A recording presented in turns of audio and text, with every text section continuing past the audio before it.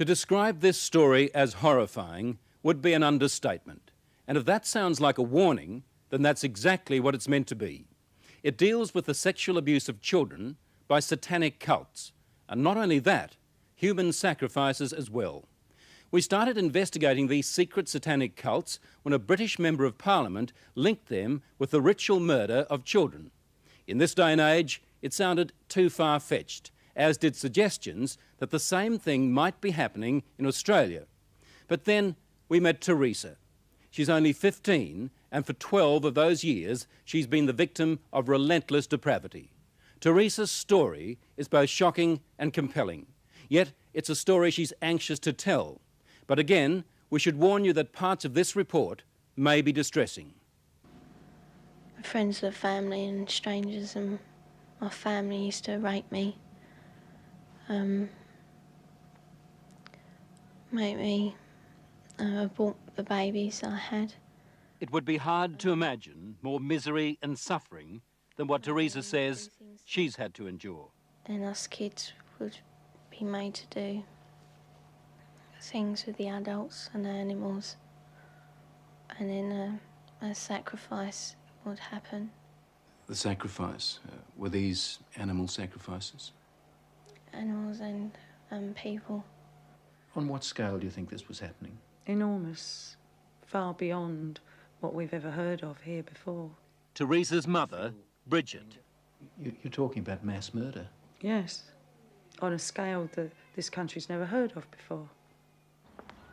Like the old people's homes now, only these are... For the first time, Teresa is learning what it's like to live with love instead of fear. Pretty low.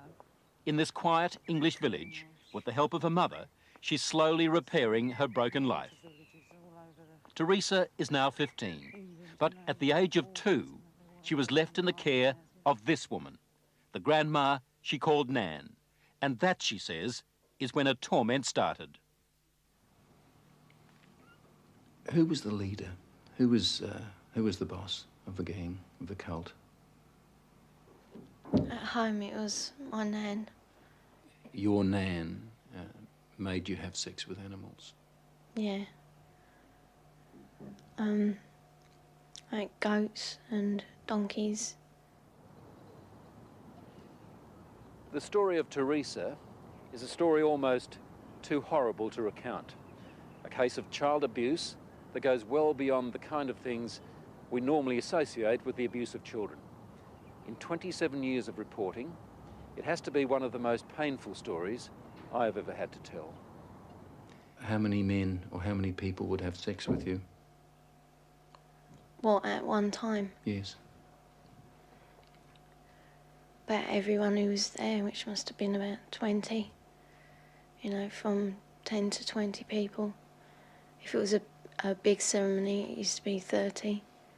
What would your grandma be doing when these men were forcing themselves on you? Usually laughing. Or smiling. Or having sex with another man. Or other men. A chronicle of debauchery and depravity so horrific it's hard to believe. You have to ask yourself, could Teresa be just making it up? No. I know what's true and what's not. No, I know what I saw. Children don't make up elaborate lies that this would have to be if it was a lie, which I know it is not. It isn't. This couldn't be a terrible dream, a nightmare that you're reliving? No. It's no dream. It's a nightmare, but it's not one you can wake up from. It's there all the time. This really happened? You're quite sure of that? Yeah. The police don't think Teresa made up a story. Some of the cult members are to stand trial.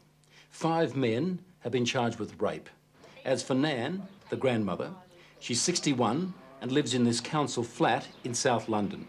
She's charged on 7 counts of aiding and abetting rape and 2 counts of performing abortions on Teresa. If you're finding this hard to believe, so did I at first. But then there are the medical reports, evidence of sustained sexual abuse. And there's this, a statement prepared for 60 Minutes by Teresa's psychiatrist. It says, "In my opinion, Teresa's account is not the product of a psychotic illness, nor the figment of a fertile imagination. I believe her to be telling the truth." I know what's true and what's not. We also took Teresa's story to this man, therapist Ray Wire.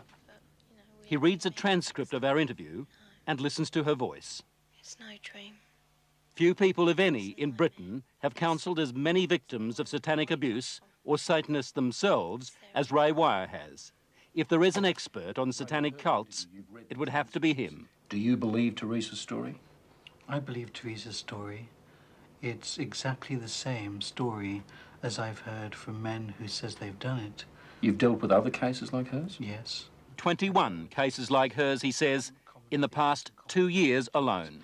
Themes like they were put in boxes with spiders and worms, where they were trapped in fear, where there was a high use of excrement and urine, where there was talk of human sacrifice. Take just one of those rituals, putting children in boxes with spiders and worms. Now, listen to what Teresa told her mother. And they had a coffin-like box that children were put in with spiders and snakes and the lid shut and left in there. I would have come out deranged. I could not have coped with that mentally at all. You have evidence to back up stories like Teresa's, that this is really happening? Well, we have that age of child, 6, 5 and 4, giving information that ties up with Teresa. How do those children know? How do those children able to describe rituals, to talk about ceremonies, to talk about sacrificing animals? How do those children know? Nightmares, imagining it? You can't imagine those things at 3 and 4 years old, and you also don't have the evidence of anal sex abuse and oral sex abuse and all that other abuse that clearly those children have experienced and endured. During these ceremonies, was Satan, the devil, ever referred to? He was called Lucifer.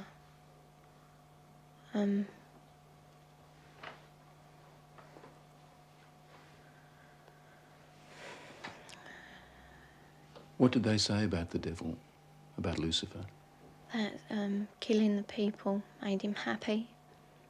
Sacrifices to please the He devil. used to talk about According to Teresa, the worst rituals took place at a house somewhere in the country. it was big, you know, expensive. From the front, it looked like a castle. You know, it had a long drive and big double wooden doors. Do you think they were rich people then? Very rich.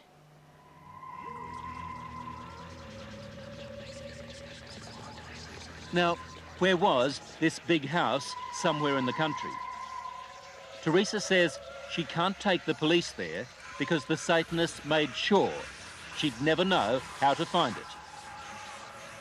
Teresa was always drugged, or on a couple of occasions she says she was knocked out. So she never fully knew the route. There was a tramp who was brought in once, you know, and he was killed. He was cut from his throat down to his stomach. And they ate him, or bits of him. They killed a man at a ceremony Yeah, in front of you? yeah, in front of all of us. Did the tramp, did this man fight back? No, I think he was, you know, drunk or something. He seemed really dopey. He was laughing a lot when he was brought in. And he started screaming when they began to cut. But after a while, you know, he died. I'd seen a few killings before then. Although I wasn't used to it, you know, that was the worst one. I really don't know what I thought. I suppose I thought, thank God it's not me. Let me get this right now. Are you saying that you saw more than one person killed in that house? Yeah. I've seen loads of babies killed there, just newborn babies, or aborted ones which were only small. You know, 4-year-olds. Any age, really. Did they ever say they might kill you? They threatened to kill my little girl, who, when I left, was still at the house. A friend? Huh? What little girl? My little girl, Alex. She's about 4 now. You mean you had a child? Yeah. How old were you when you had that child? 11. Motherhood at the age of 11. I never talked about But it. from what Teresa told her mother, it wasn't the only pregnancy. We think about 7 or 8 times. It's hard to say. It was constantly happening from the time she was capable of being pregnant. What happened to the pregnancies, to the babies? They were aborted by my nan or by one of the doctors at the house. There were doctors there at that house? Yeah, there was 2, I think. Yeah, and a nurse. What would happen to the fetuses, the unborn babies? They used to be taken away most of the time, and one time the baby was taken out of me and then killed in front of me because it was still alive. And then, what would happen? Well, after they killed it, they would eat it. Well, we were also made to eat it. You were made to eat your own fetus? Yeah. Who made you do this? My nan. You'd think the one person in the world you could leave a little girl with would be Grandma. Someone to give her love and protect her from harm. Yet, when Teresa was left to live with her grandmother, they might as well have handed her to the devil himself. Grandmothers, I mean, the vision it conjures up for you, a sweet old lady with grey hair, rosy cheeks, holding her arms out to love her grandchildren. And it was exactly the reverse. But why was Teresa living with Nan in the first place and not with her mother? Well, when my first marriage broke up, I took the children with me and couldn't cope. So I gave them to their father, who in turn moved to his mother's. And to Nan's place? Yeah. And when he left the Nan's place, he left the children there. How do you feel now towards her grandma and the other people who did all those things to your daughter? They disgust me. They are the worst form of life this earth has had the misfortune to create. Vile. Did you ever try to run away? You must have been frightened. A couple of times I did, but my uncle, he caught me and brought me back. Going to the police? Did that occur to you? No. No. I thought it was normal, you know, even though I didn't like it. You know, I mean, you don't like to eat greens, but you know, somehow, I thought it was just her being called to be kind or something like that. She said to me it was something that everybody did, she thought, you know, like you don't like going to school or the dentist, you don't like going to the black masses. It was never any different. I didn't have nothing to compare it to. All part of life, Teresa thought. Even a miscarriage one day at school. Yeah, I asked the teacher if I could go to the toilet, and she allowed me out. I went into the toilet, and the baby was in my knickers. I thought it was dead, but it wasn't. It was still moving. And yet no one at school knew? No. Saw anything? No. Or if they did, they didn't say.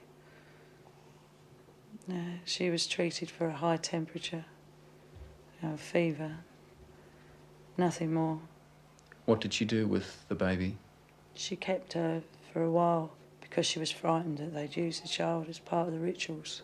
So she turned the pencil case into a little coffin. Apparently she put roses in to make her smell sweet, put a letter with her, pictures of herself and her brother, a picture of me. And then I put it down the chute because I didn't want my nan to get it. As we said earlier, the police have already charged some members of the cult, and we know they're also investigating Teresa's accounts of those ritual killings. If there were as many, she told us, then the Satanists had a problem. How did they get rid of the bodies?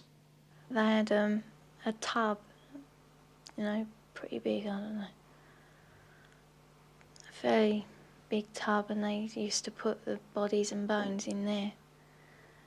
And it used to go like, fizzy and that. And then there was nothing left. Well, there didn't seem to be, but when they cleared it out, there used to be a sludge at the bottom. Teresa's story, her account, doesn't really surprise you. It doesn't surprise me in the light of satanic abuse, no. Do you get frustrated with people who just won't accept that these things do happen? Yes, because I've worked with murderers in prisons for years. Not that long ago, a boy was found in a forest in southern England without a head. We have no doubts that men can do that. And yet when we start talking about men within Satanism who actually believe in evil and it's the right to express evil, we suddenly have a doubt. As I was leaving Teresa's place, she handed me this note. It's addressed to the film crew. She says, "Thanks for bothering to help kids like me. I hope it helps." On the other side, there's a poem Teresa made up while she was staying at Nan's place. She calls it Nothing Left. Nothing left. I would scream, but there is no voice left. I would cry, but there are no tears left. I'd fight, but there is no strength left.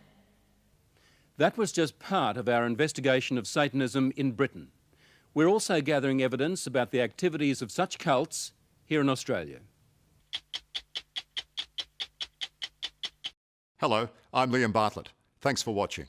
To keep up with the latest from 60 Minutes Australia, make sure you subscribe to our channel. You can also download the 9Now app for full episodes and other exclusive 60 Minutes content.